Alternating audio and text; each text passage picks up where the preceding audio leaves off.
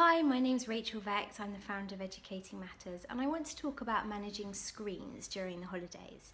So the Christmas holidays are coming up, and if you're staying in the UK, the chances are you'll probably be spending quite a lot more time at home as a family than you would perhaps in the summer, or in the summer holidays you may have chosen to take annual leave and be taking your kids abroad. So how do you ensure that that time at home is really spent connecting with your children and having quality time, as opposed to parents and kids spending most of the time in front of a screen? And by screens I mean everything: games consoles, iPads, TVs, phones, whatever it is.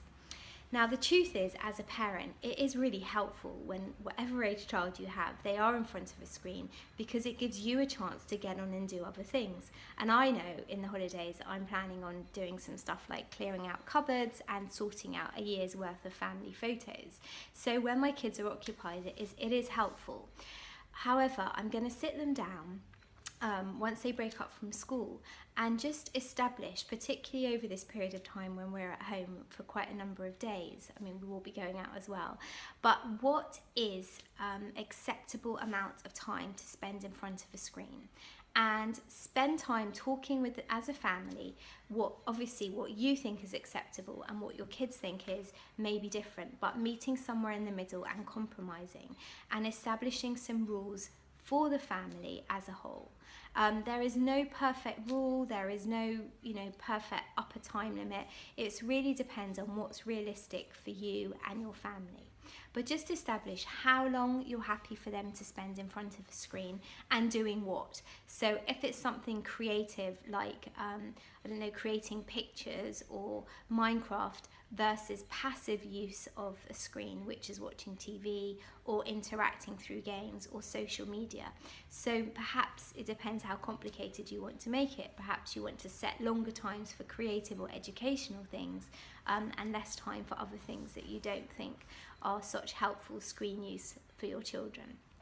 Of course, whatever you decide, you are also accountable and need to follow the rules. So another thing I recommend is having various tech-free zones or times of the day. So for instance, meal times, so no screens at the kitchen table, or sitting in a car on a journey.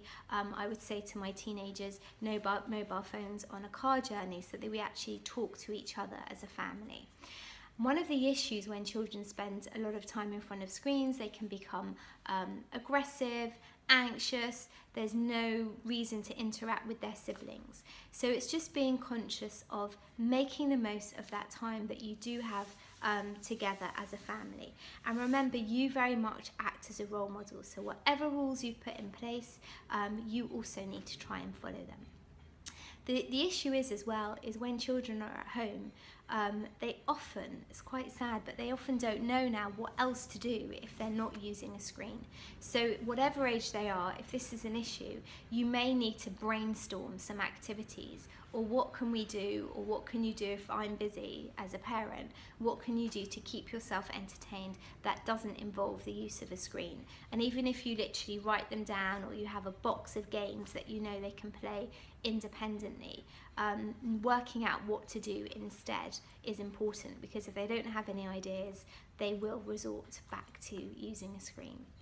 At the same time as well as establishing these screen time rules, I strongly recommend that you put in place some rewards and consequences. So what's the reward for consistently following the rules, and the consequence if they don't?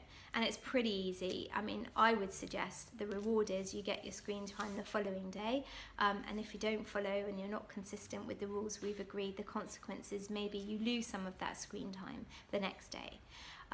But it's about making sure that they actually have something else to do, even if they're doing it on their own without you kind of keeping them entertained. So best of luck with that, and happy holidays. Thank you.